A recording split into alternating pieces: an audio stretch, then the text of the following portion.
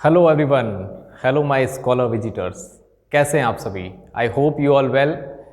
Once again I welcome you all on this virtual platform KP college of arts and science Ahore YouTube channel. Dear friends, I am Sachin Rajpurohit, faculty of English literature. Today I am going to present an another story and the name of this story is karma. The name of this story is Karma. Karma that is called कर्म। गीता में जिस कर्म की बात भगवान श्री कृष्ण कहते हैं, श्रीमद् भगवत गीता में जिस कर्म की बात भगवान कृष्ण कहते हैं, उसी कर्म की बात हम यहाँ पर करने वाले हैं। ये कहानी लिखी है खुशवंत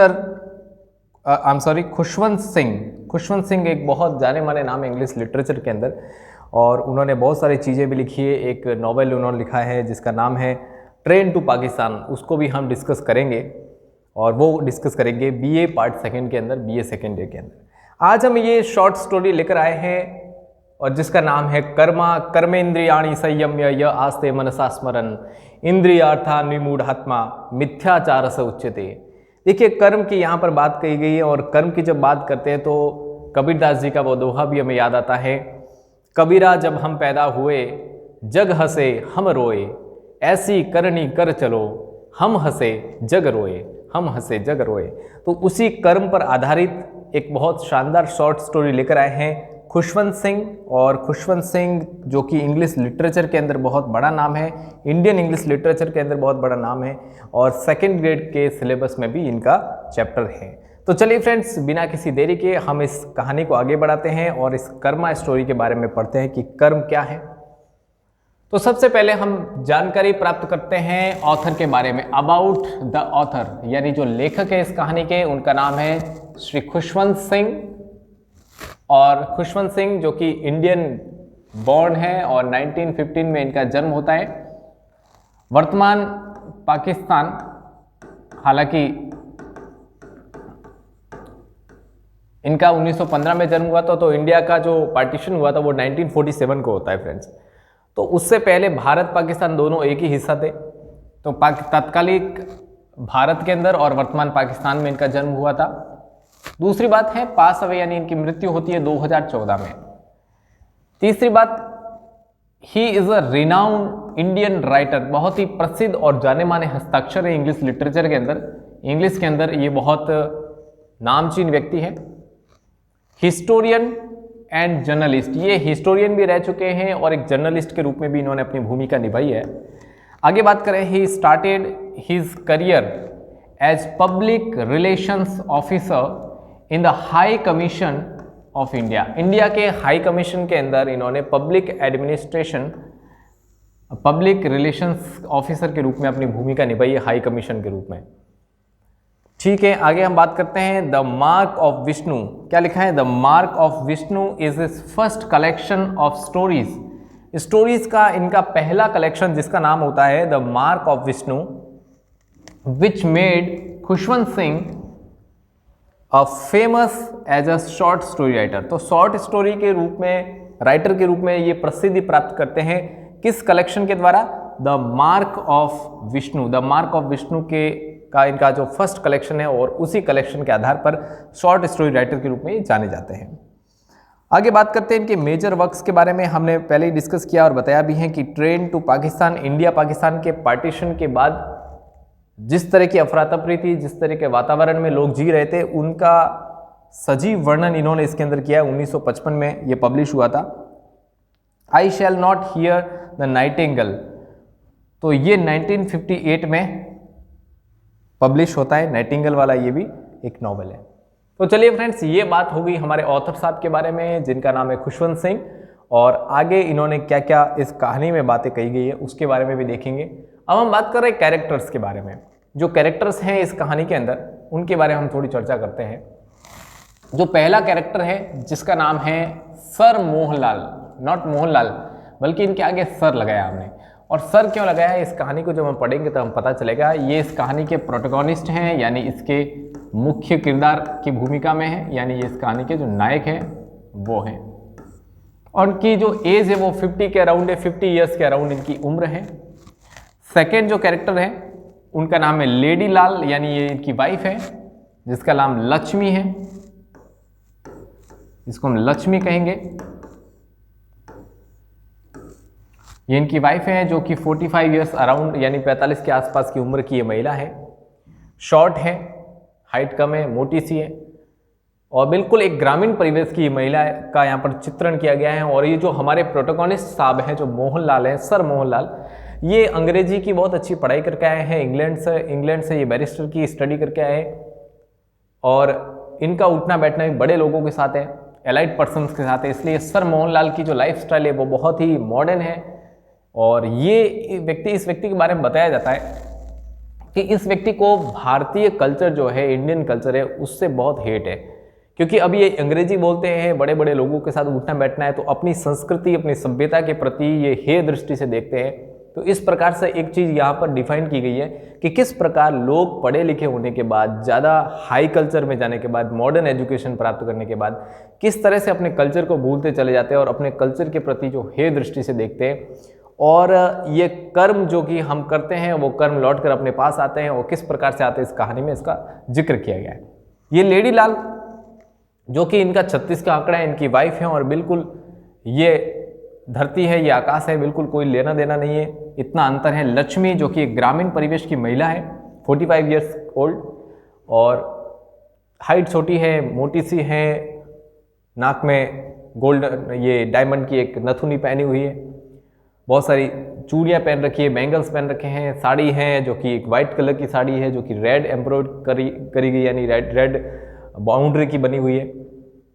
और इस प्रकार से एक ग्रामीण महिला का चित्रण यहाँ पर किया गया है और ये एलाइट पर्सन है। आगे बात करेंगे, इस कहानी के अंदर 2 ब्रिटिश सोल्जर्स आते हैं जो कि पियक्कड़ होते हैं, जो कि शराबी होते हैं, जिन्होंने ड्रिंक कर रखी थी, DRUNK, ड्रंक, यानी ये ड्रंक थे, ये बिल्कुल पिए हुए थे। और किस प्रकार से इनकी भूमिका होती है, और एक कूली का भी यहाँ पर रोल है, एक छोटा सा रोल यहाँ पर एक कूली का है जो कि रेलवे स्टेशन का सीन हम देखेंगे। तो ये लगभग मुख्य किरदार के रूप में तो हैं मोहनलाल और उनकी एक मिसेज हैं, उनकी वाइफ है, जिनकी बनती नहीं थी एक दूसरे से। अब बात कर रहे हैं जो स्टोरी है उसकी आउटलाइन के बारे में। आउटलाइन समझना बहुत जरूरी है फ्रेंड्स, आउटलाइन के माध्यम से हम इस पूरी कहानी को देख सकते हैं। आप चाहें तो इसका स्क्रीनशॉट भी ले सकते हैं। और अब हम कहानी शुरू करते हैं यहाँ से। पहले हम बात कर रहे हैं sir Mohanlal looking in the mirror of a first class waiting room. देखिए ट्रेन का वेट कर रहे हैं और इसलिए क्या है, ये वेटिंग रूम में एक मिरर लगा हुआ है, एक मिरर जिसके अंदर ये साहब अपने आप को निहार रहे हैं और देख रहे हैं कि मैं कितना खूबसूरत लगता हूँ।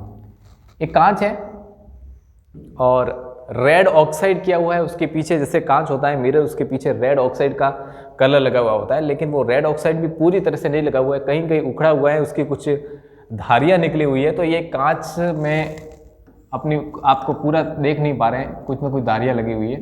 तो ये जो रेड ऑक्साइड है उसकी तरफ देखते हैं बड़े दयनीय स्थिति के साथ, यानी इसको, क्योंकि ये कांच बना हुआ था इंडिया में, तो ये इसको इंडिया से कंपेयर करता है कि यार इंडियंस लोगों की तरह ये कांच जो है ये भी अभी पूरी तरह क्या परिपक्व नहीं है, इसमें भी क्या है बहुत सारी कमियां हैं। तो ये व्यक्ति क्या है, अपने आप को बहुत एलाइट समझता है और इस बात का उसको दम्भ, अहंकार और घमंड है कि मैं तो बाहर पढ़ा हुआ हूँ, 5 साल मैं ब्रिटेन रहा हूँ और इंडियंस लोग जो हैं वो अभी भी पिछड़े हुए हैं, ये ऐसा मान रहा है। अब उस कांच में ये व्यक्ति देख रहा है, क्या देख रहा है, एक तो देख रहा है कि जो रेड ऑक्साइड इसके पीछे लगा हुआ है तो उसकी ये बुराई कर रहा है। इसके अलावा इसके अंदर देखते हुए ये अपने आप को निहार रहे हैं, इसके अंदर जो अपीयरेंस है अपने आप को दिखा रहे हैं, क्या देख रहे हैं, यहाँ क्वेश्चन बन सकता है। इसलिए फ्रेंड्स मैंने इनको पॉइंट आउट कर रखा है इन सारी चीज़ों को, ये आपके एग्जाम में क्वेश्चन बन सकता है कि सर मोहनलाल जो कि कांच में देखते हैं, क्या देखते हैं, नीटली कट मुस्टेच। मुस्टेच का मतलब होता है मूछे। ये जो इनकी मूछें हैं बहुत अच्छे से ट्रिम कर रखी हैं और अच्छे से इन्होंने कट कर रखी है, तो पहली बात तो ये है। दूसरा, द सूट, इन्होंने जो सूट पहन रखा है, he bought from swivel raw in London. ये सेविल रॉ लंदन का जो सूट है बहुत महंगा सूट आता है और ये इस चीज़ को दिखा रहा है कि वो कितने महंगे वस्त्र पहन रहे हैं, महंगी महंगी चीज़ें पहन कर आए हैं और इसलिए अपने आप को क्या समझ रहे हैं, बहुत एलाइट पर्सन समझ रहे हैं। तो एक सूट पहन रखा है जो कि सेविल रॉक लंदन का बना हुआ है, वहां से लिया हुआ है। Flower in the button hall, जो इनका बटन हॉल है उसके अंदर क्या है, एक फ्लावर है। द बटन होल में क्या है, फ्लावर है। The fragrance of eau de cologne, eau de cologne एक परफ्यूम है जिसकी खुशबू यहां पर आ रही है। तो इन्होंने इस तरह की फ्रेग्रेंस, ये परफ्यूम लगा रखा है, बहुत अच्छी इसकी खुशबू आ रही है। Talcum powder and scented soap, यानी एक साबुन जिसकी सुगंध इसके अंदर आ रही है और टेल्कम पाउडर लगा हुआ है, यानी अपने आप को इस व्यक्ति ने बहुत अच्छा खासा मेकअप कर रखा है, बहुत अच्छा खासा पैसा खर्च कर रखा है अपने ऊपर।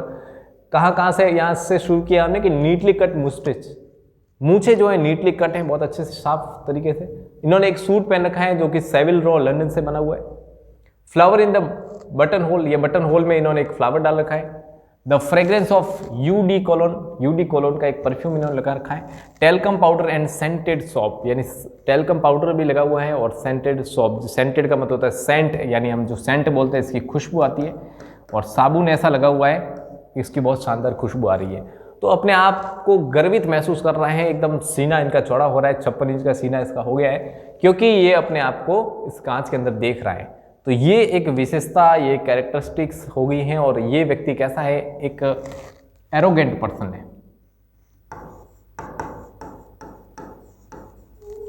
यानी अहंकारी। अहंकार तो आ ही जाता है, इतनी सारी चीजें होती है तो अहंकार आना ही है। तो ये सारी चीजें इसके बारे में बता रही है। और ये भाई साहब कहाँ बैठे हैं, एक वेटिंग रूम में। यहाँ पर हम वेट कर सकते हैं, बता सकते हैं कि ये कौन से क्लास में बैठे हैं। फर्स्ट क्लास का जो वेटिंग रूम है, अभी ट्रेन आनी है, he is waiting for the train, but now he is waiting in the waiting room. First class waiting room में वेट कर रहे हैं और अब सोच रहे हैं कि बैठे बैठे क्या करें, तो क्यों ना एक पैक बनाया जाए। A pack of whisky order करता है, हेलो कोई है, ऐसा कह के आवाज़ देते हैं और बुलाते हैं वेटर को। और एक बोलते हैं कि थोड़ा सा या आधा सा पैक बना दो। तो यहाँ पर ये भाई साहब क्या कर रहे हैं, एक पैक बना रहे हैं। और इसी दौरान लक्ष्मी, इनकी वाइफ का भी यहाँ पर जिक्र आता है। ये जो लक्ष्मी है या लक्ष्मी जो है, जो इनकी वाइफ है, set on a small grey steel trunk, एक जो संदूक है ग्रे स्टील कलर का, जो संदूक है, जो पेटी है, उसके ऊपर वो महिला बैठी हुई है जो इसकी वाइफ है। Chewing a betel leaf and फेनिंग, betel leaf का मतलब होता है एक पान चबा रही है। क्या चबा रही है, पान चबाना, पान चबा रही है। और फैनिंग का मतलब होता है पंखा कर रही है। Her self with a newspaper, एक न्यूज़पेपर उसके हाथ में और उससे अपने आप को क्या कर रही है, पंखा दे रही है, हवा दे रही है, झूला रही है पंखे को। ये लक्ष्मी का कैरेक्टरिस्टिक्स यहाँ पर पता चल रहा है, यहाँ पर इसकी जो विशेषता है वो बताई जा रही है। तो ये जो महिला है ये उस वेटिंग रूम से बाहर बैठी है, देखो दोनों में डिफरेंस है। ये वेटिंग रूम के बाहर एक small C grey steel colour की जो ट्रंक है, उसके पास जो संदूक है उसके ऊपर बैठी हुई है, पान खा रही है और अखबार यानी न्यूज़पेपर से अपने आप को पंखा दे रही है, हवा दे रही है। तो ये इस तरह का सीन आपको नजर आ रहा है। और लक्ष्मी की क्या विशेषता है ये भी हम यहाँ पर आपको बता देते हैं। एक शॉर्ट एंड फैट वीमेन है, ये अराउंड 40 से 45 के बीच की एक महिला है, उम्र की 40-45 वर्ष की इसकी आयु है। शॉर्ट, छोटी हाइट है, फैट वीमेन है। तो इस तरह से पता चलता है कि ये इंडियन कल्चर को यहाँ पर डिफाइन किया गया है कि आमतौर पर जो गृहस्थ महिलाएं होती हैं, जो वो महिलाएं जो कि घर का कामकाज करती हैं। सी वॉर, उसने पहन रखा है a dirty white sari, white colour की एक साड़ी पहन रखी है विद रेड बॉर्डर, एक रेड कलर की बॉर्डर के साथ उसने साड़ी पहन रखी है। और साथ में लिखा अ डायमंड नोज रिंग, एक नोज रिंग है जो कि डायमंड की है, जो कि चमक रही है। सेवरल गोल्ड बैंगल्स, यानी सेवरल का मतलब होता है बहुत सारे, अनेक, गोल्ड यानी सोने के, बैंगल्स यानी उसने जो कंगन है वो पहन रखे हैं। ऑन हर आर्म्स, अपनी भुजाओं में वो पहन रखे हैं। तो इस प्रकार से एक महिला का चित्रण यहाँ पर किया गया है लक्ष्मी का। Lakshmi call to coolie and ask him about zenana inter class. यहाँ पर एक बात यहाँ पर क्लियर होती है कि ये हमारे ऑथर साहब लिखते हैं कि सर मोहनलाल जो कि वेटिंग रूम में विस्की ले रहे हैं, एक पैक ले रहे हैं और उसी वेटिंग रूम के बाहर उनकी वाइफ जो कि ग्रे कलर की एक संदूक है उसके ऊपर बैठी है, पान चबा रही है और वहीं पर क्या करती हैं वो एक वेटर को अब आवाज़ लगाती है, कॉल टू अ कूली, कूली को एक आवाज़ लगाती है और उसको पूछती है कि जनाना इंटर क्लास कहाँ है, मेरा जो जनाना इंटर क्लास है वो कहाँ पर है। जनाना इंटर क्लास की यहाँ पर बात क्यों हो रही है? जनाना का मतलब होता है कि वो क्लास जिसमें महिलाएं सफ़र करती है, महिलाएं सफ़र करती है वो होता है जनाना। तो इस इंटर क्लास की यहाँ पर बात चल रही है, इसको क्लियर कर देते हैं हम।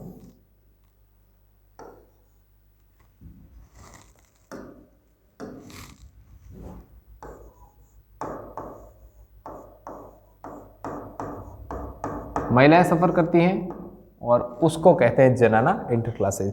तो उस कूली को पूछ रही है कि जनाना इंटर क्लासेस कहाँ है। तब हम इस कहानी को और आगे बढ़ाते हैं और कहा यहाँ पर लिखा है कि ट्रेन अराइव्ड।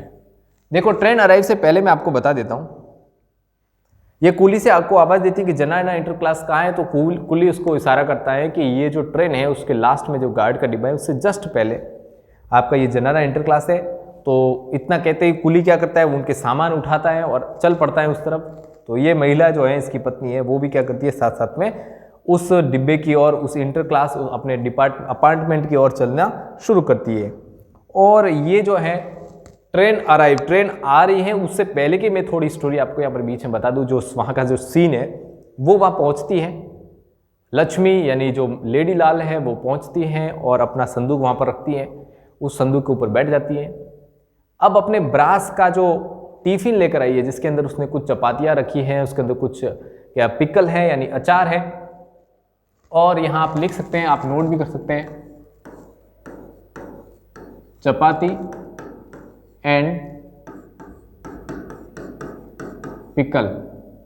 ये जो अचार और रोटियां लेकर आई है उस टिफिन में से खोलती है, उसको पता चलता है कि अभी टाइम है ट्रेन आने में, तब तक क्या करती हूँ कुछ खा लेती हूँ। उसने ऐसा करने से पहले उस कुली को पूछा कि क्या यहाँ पर बहुत सारी ट्रेनें आ रही हैं, बहुत सारी भीड़ है क्या, रोजाना इस तरह की भीड़ रहती है। तो उसने कहा कि हाँ भीड़ तो होगी लेकिन आपका जो डिब्बा है उसमें आपको सीट मिल जाएगी। तब वो सोचती है कि हो सकता है ज़्यादा भीड़ हो, इसलिए अब क्या करते हैं पहले खाना खा लेते हैं। तो इस चक्कर में वो क्या करती हैं, वो अपनी जो संदूक है उस संदूक के ऊपर बैठती हैं, अपना ब्रास का जो टिफ़िन है उस टिफ़िन को निकालती है, टिफ़िन में से अचार और कुछ रोटियां निकालती है और खाती है। खाने के जस्ट बाद पूरा सीन देख लीजिए आप, पूरा खाना खा लिया उसने। खाना खाने के बाद उसने जो पिकल था, अचार था, जो अचार की गुटली थी उसको आराम से चबा रही है। एक डकार के साथ वो उठती है वहाँ से, फिर वहाँ पर हाथ धोती हैं, साड़ी के पल्लू से अपने मुंह पोंछती है। यानी एक ग्रामीण महिला का जो चरित्र चित्रण यहाँ पर किया गया है, सजीव चित्रण यहाँ पर किया गया है, वो यहाँ पर दिखाया जा रहा है। और फिर जैसे ही ट्रेन आती है तो वो ट्रेन में बैठ जाती हैं, उसको सीट मिल जाती है विंडो वाली, और वो अपने साड़ी के पल्लू से 2 आने निकालती हैं और उस कुली को देती है। ये कुली का कैरेक्टर यहीं पर पूरा होता है कि कुली को 2 आने देने के बाद वो ट्रेन में बैठ जाती है। ट्रेन आ गई है, जल्दबाजी में भागा दौड़ी में वो क्या करती है, सीट पर बैठती है और बैठने के बाद अपना एक बॉक्स निकालती है जिसके अंदर उसने क्या लगा रखा है, पान, जिसके अंदर से दोनों मुंह में 2 पान लगाती है और दोनों गाल भर जाते हैं उसके पान से, और आराम से अपनी ठोड़ी अपने हाथों पे लगाकर लोगों को देख रही है, जहाँ पर वो भीड़ भाड़ में लोग क्या कर रहे हैं, धक्का मुक्की कर रहे हैं और अंदर प्रवेश कर रहे हैं। ये सीन वो पूरा देख रही है। इसी दौरान अब हम बढ़ते हैं उस दिशा में जहाँ पर सर मोहनलाल है। सर मोहनलाल क्या है, यहाँ पर पॉइंट आउट किया गया है, sir Mohanlal view about Hari. Sir Mohanlal का एक व्यू है, एक विचार है, एक आइडिया है कि ये जल्दबाजी, हरी का मतलब होता है जल्दबाजी, ये कुछ लोग जो जल्दबाजी करते हैं ना, जैसे ट्रेन आती है भागा दौड़ी, चलो अपने डिब्बे की ओर भागो, तो ये शिष्ट लोगों के लक्षण नहीं है, ये खानदानी लोगों के, अच्छे लोगों के लक्षण नहीं है। समझदार लोगों की निशानी होती है कि वे आराम से क्या करते हैं, आराम से ट्रेन में चढ़ते हैं और वो कोई जल्दबाजी नहीं करता है, वो ऑर्डर देता है, अपना सामान कुली से अंदर रखवाता है और आराम से चलते चलते बैठता है। तो ये इसके बारे में इन्होंने अपने व्यूज़ रखे हैं। अब यहाँ पर 4 अट्रैक्शंस देखे उससे पहले मैं बता देता हूँ। आमतौर पर क्या होता है कि सर मोहनलाल जो कि इंग्लिश की पढ़ाई करके आए हैं, फॉरेन पढ़े हैं, ब्रिटेन पढ़कर आए हैं और अच्छी इंग्लिश बोलते हैं। आमतौर पर लोग उनकी तारीफ़ किया करते हैं कि सर आप इंग्लिश तो अंग्रेजों से भी अच्छी बोलते हैं। तो इस तरह की तारीफ़ हुआ करती थी। और मोहनलाल जब भी सफ़र किया करते थे उनके पास 4 तरह के अट्रैक्शंस हुआ करते थे। जब वो ट्रेन में सफ़र करते थे तो लोग उनकी ओर आकृष्ट होते थे। क्यों होते थे, इस बात का उनको अहंकार है और वो चीज़ें पूछी जा सकती है एग्जाम में, इसलिए आप यहाँ पर थोड़ा नोटिस करेंगे। Please attentive on the board and now listen. The times एक न्यूज़पेपर आता है, उसकी एक प्रति, उसकी एक कॉपी अपने पास रखते थे, द टाइम्स। और वो टाइम्स को इस तरह से पढ़ा करते थे फ्रेंड्स कि जिस तरह से भी वो पढ़े, चाहे वो पहली पढ़ रहे हैं तो इस तरह से पढ़ते थे कि उसका दूसरी तरफ जो द टाइम्स लिखा होता था वो लोगों को नजर आए।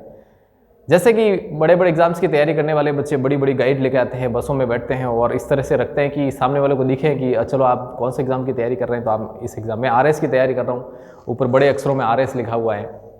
आप लक्ष्मीकांत उठा के लाए, बस में बैठे हैं, ऊपर लिखा है द लक्ष्मीकांत, लोग सोच रहे हैं आप UPSC की तैयारी कर रहे हैं।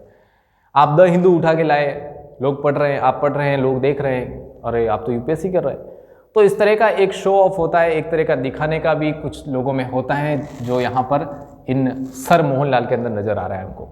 द टाइम्स की ये प्रति देख रहे हैं और लोगों को भी दिखा रहे हैं। पहला अट्रैक्शन, अगर पहले अट्रैक्शन में भी लोग अट्रैक्ट नहीं हो रहे, देख नहीं रहे, तब वो दूसरा काम करते थे, द टाई। उनके पास एक टाई थी जो बहुत ही शानदार थी और उसको देखकर लोग उनकी ओर अट्रैक्ट होते हैं कि ये बहुत ही स्कॉलर पर्सन है, बहुत हम्बल पर्सन है और बहुत ही इलाइट पर्सन है। एलिट पर्सन कह सकते हैं, यानी बड़े उच्च स्तर का व्यक्ति है। ये काम भी नहीं चलता है अगर टाइम्स की प्रति और द टाई भी नहीं चलता है, तो वो क्या करते थे, एक बेरे को, एक वेटर को आवाज़ देते थे हेलो करके और कहते थे कि एक स्कॉच लेकर आ जाइए, एक विस्की लाइए। तो एक स्कॉच ऑर्डर करते थे, एक विस्की ऑर्डर करते थे और स्कॉच या विस्की कह सकते हैं किसी भी अंग्रेज को अपनी ओर ध्यान आकर्षित करने से रोक नहीं सकती। ये तीसरी चीज़ इनके यहाँ हुआ करती थी। तो ये 3 महत्वपूर्ण चीज़ें जो हमेशा लोगों को आकृष्ट करती थी और वो हमेशा लालच भी रहते थे कि कोई ऐसे लोग इनके पास आए अंग्रेज जिनसे ये वार्तालाप कर सके और अपना प्रभाव उनके ऊपर छोड़ सके। ये इस व्यक्ति का कैरेक्टरिस्टिक्स बताया जा रहा है यहाँ पर। एक और चीज़ इनके पास थी जो लोगों को आकृष्ट करती थी, golden case of cigarette. Cigarette की जो गोल्डन केस थी, सोने की जो एक कह सकते हैं एक बॉक्स था, छोटा सा पैकेट जिसके अंदर सिगरेट हुआ करती थी, लेकिन ये भी इतना आकर्षक नहीं था जितना आकर्षक था फील्ड विद इंग्लिश सिगरेट। यानी उस जमाने में उस पैकेट के अंदर इंग्लिश सिगरेट रखना, ये लोग बड़ा आश्चर्य करते थे कि आपके पास इंग्लिश सिगरेट कैसे आई। यानी ये बताने की कोशिश करते थे कि मेरी पहुंच कितनी है, मैं कितना बड़ा व्यक्ति हूं। इस तरह से ये कुल 4 चीज़ें आप नोट कर देंगे। द टाइम्स हैं, द टाई हैं, स्कॉच जो कि ये ऑर्डर क्या करते थे, और गोल्डन केस ऑफ सिगरेट। अब ये सारी बातें जब वे सफ़र में जाया करते थे, जब भी वे ट्रेन में सफ़र करते थे। अब ट्रेन आ चुकी है, इन्होंने आराम से ऑर्डर किया है। कूली क्या करता है, उनका सामान लेकर जो इंजन है उसके जस्ट पास में पहला जो डिपार्टमेंट है या अपार्टमेंट जो कहें, उसमें बैठते हैं। सामान रख दिया गया है, अब वो धीरे धीरे जाकर उसके अंदर बैठते हैं और देखते हैं कि उस डिब्बे में तो कोई नहीं है, बहुत कम लोग हैं। तो उनको लगता है कि यार आज तो कोई व्यक्ति है ही नहीं जिसके ऊपर प्रभाव छोड़ा जा सके। तभी क्या करते हैं, वो बैठते हैं उसके अंदर, फिर अपनी वापस वही टाइम्स की कॉपी निकालते हैं और पढ़ने लगते हैं। तभी देखते हैं एक हलचल नजर आती है अगले स्टेशन पर कि वहां पर कुछ एक छावनी कह सकते हैं, क्या कह सकते हैं, एक छावनी स्टेशन आता है। छावनी स्टेशन वो होता है जहां पर सैनिक होते हैं, जहां पर सोल्जर्स होते हैं। तो देखता है कि यहाँ पर छावनी स्टेशन है, तो वो बहुत खुश होता है कि यहाँ पर कोई न कोई सोल्जर्स आएंगे, यानी आर्मी के कोई पर्सन आएंगे तो उनसे बातचीत करेंगे तो उनका प्रभाव जरूर रहेगा। तभी आप देखेंगे कि यहाँ पर ड्रंकेन सोल्जर्स एंटर्ड। ड्रंकेन सोल्जर्स आते हैं, 2 सोल्जर्स उसके अंदर आते हैं। तो वो सोचता है, हालांकि जो ये सोल्जर्स आ रहे हैं ये 2nd क्लास के यात्री थे, लेकिन अपने सर मोहनलाल सोचते हैं कि मैं इनको 1st क्लास में अपनी सिफारिश से इनको 1st क्लास में बिठा दूंगा ताकि मैं इनसे बातचीत कर सकूं आराम से। तो ऐसा सोच रहे थे मन में। तभी वो क्या करते हैं, सोल्जर्स खिड़की से अंदर झांकता है तो एक व्यक्ति दिखता है जिसका नाम होता है सर मोहनलाल। और वो जैसे ही अंदर आता है, अंदर आते ही मोहनलाल को कहता है कि लीव, जस्ट गेट आउट। वो अंदर आते ही कहता है कि तुम काले व्यक्ति हो, यू आर निग्रो। निग्रो आपको पता है, निग्रो काले व्यक्तियों के लिए प्रयोग हुआ करता है। और उस अंग्रेज व्यक्ति ने क्या कहा, you Negro please live. Please तो छोड़ दीजिए, प्लीज तो कहा ही नहीं होगा उसने, लिव इट नाउ, प्लीज नहीं बोल के उसने कहा get out from this apartment, इस अपार्टमेंट से आप बाहर जाइए, ऐसा कहा मोहनलाल से। तो मोहनलाल को समझ में नहीं आया कि ये क्या कर रहे हैं। तो मोहनलाल ने इंग्लिश बोलनी चाहिए। उन्होंने जो एलाइट पर्सन की तरह ब्रिटिश इंग्लिश बोली, तो एक बार तो वो दोनों चकरा गए, लेकिन उन्होंने सोचा कि इसके ऊपर विश्वास नहीं करना चाहिए, ये है तो आखिर इंडियन। मोहनलाल प्रोटेस्टेड, मोहनलाल ने विरोध किया। दे स्ट्रक हिम, वे क्या करते हैं, उस पर हमला करते हैं। स्ट्रक हिम हार्ड, बहुत ही जबरदस्ती से, ऑन द फेस, उसके फेस पर एक जबरदस्त चांटा जड़ते हैं, एक उसको स्लैप्ट मारते हैं, स्लैप्ट, उसको एक थप्पड़ मारते हैं, जोरदार चांटा मारते हैं। And through him out along with his luggage, उसको क्या करते हैं, जोरदार चांटा मारते हैं, उसको असॉल्ट करते हैं, एक फिजिकली असॉल्ट करते हैं, और उसको सामान सहित सर मोहनलाल, जो कि अब सर नहीं है, उसको मोहनलाल को उठा के फेंक देते हैं, सामान के साथ उसको बाहर फेंक दिया जाता है। ट्रेन चल रही होती है, ट्रेन वॉज मूविंग, ट्रेन क्या कर रही है, अब आगे बढ़ रही है, और उधर उसकी पत्नी का सीन बताते हैं, उसने पान मुंह में भरा हुआ है और सोच रही जैसे ट्रेन आगे बढ़े, स्टेशन खत्म हो, तो वो पान का पीक थूक दे। तो जैसे ही ट्रेन उस स्टेशन से आगे बढ़ती है, उसकी पत्नी क्या करती है, उस पान को बाहर थूकती है। सर मोहनलाल स्टेशन पर पड़े हैं। Sir Mohanlal got his true identity, Mohanlal को अब उसकी वास्तविक जो आइडेंटिटी है, उसको वास्तविकता की क्या हो गई, पहचान हो गई। वास्तविकता की पहचान होती है कि वाकई में अंग्रेजों की नज़र में सारे भारतीय कैसे हैं, निम्न तबके के हैं। आज इसको ये वास्तविकता पता चली है, और इस कहानी के माध्यम से लेखक ये मैसेज देना चाह रहे हैं, sir Mohanlal karma suddenly bounces back to him, उसने जो कर्म किए थे, बोए बीज बबूल के आम कहाँ से होए, अगर आप बबूल के बीज बोओगे तो आम आपको प्राप्त नहीं होंगे। आपने जैसा कर्म किया है और वही कर्म आपको लौट कर आपके पास ही आते हैं। इस कहानी का जो ये सारांश है, और कहा जाता है कि इंसान को अपने बुरे कर्मों की सज़ा इसी जन्म में भुगतनी है। अगर आप किसी के लिए बुरा सोचोगे, बुरा बोलोगे, या बुरा किसी प्रकार के किसी भी माध्यम से येन केन प्रकार अगर आप बुरा सोचते हो, तो जो कर्म आपने किए हैं वो कर्म लौटकर आपके पास ही आते हैं। मनसा वाचा कर्मणा, मन से, वचन से और कर्म से किसी भी प्रकार से लोगों का बुरा नहीं करना, न तो सोचना है न बुरा करना है। ये बात भी हमें अपने ग्रंथों के माध्यम से, महात्मा बुद्ध के माध्यम से, महावीर स्वामी के माध्यम से भी पता चलती है, और भारतीय संस्कृति इस कहानी के माध्यम से एक बहुत अच्छा संदेश यहाँ पर दिया गया है हमारे लेखक के द्वारा। खुशवंत सिंह ने कर्म के द्वारा बहुत अच्छा मैसेज दिया, और ये कहानी आज हम सब के लिए बहुत महत्वपूर्ण साबित होने वाली है कि न केवल elective English BA part first के लिए, बल्कि अपनी डेली लाइफ में भी हम जो सुबह से लेकर शाम तक जो कर्म जितने कर रहे हैं, उन कर्म में हम क्या कर्म कर रहे हैं, अच्छे कर्म कर रहे हैं, बुरे कर्म कर रहे हैं, ये तो नहीं पता नर्क या स्वर्ग में कौन जाएगा या नहीं जाएगा, लेकिन इंसान जो इस धरती पर रह रहा है, इसी जन्म में उसको अपने बुरे कर्मों की सजा भुगतनी है। इसलिए अच्छे कर्म करते चलिए, अच्छी बातें करते चलिए, अच्छे विचार अपनाइए, अच्छे दोस्त बनाइए। और दोस्त के ऊपर भी एक कहानी लेकर हम आएंगे very soon and elective English part second के अंदर। आज हमने पढ़ा है कर्मा बाय खुशवंत सिंह। आपको कहानी कैसी लगी आप कमेंट सेक्शन में ज़रूर बताएं, और इसी तरह अपना जो प्रेम है, अपना जो सहयोग है, ये जो लाइक्स हैं, ये हमें देते रहे, और आपके इसी प्रेम की बदौलत हम आपके लिए और भी वीडियोस बनाएंगे, और भी नई बातें, नई जानकारी आप तक पहुंचाएंगे। इस चैनल को जो नए आ रहे हैं, जो नए लोग हैं, वो सभी लाइक करें, शेयर करें, और इस चैनल को सब्सक्राइब करें, बेल आइकन को दबाना न भूलें, क्योंकि जो भी नोटिफिकेशन है आपको ज़रूर मिल जाएंगे। तो चलिए फ्रेंड्स, आज की इस कहानी को यहीं करते हैं समाप्त। थैंक यू वेरी मच, आप सभी हमसे जुड़े, शुक्रिया।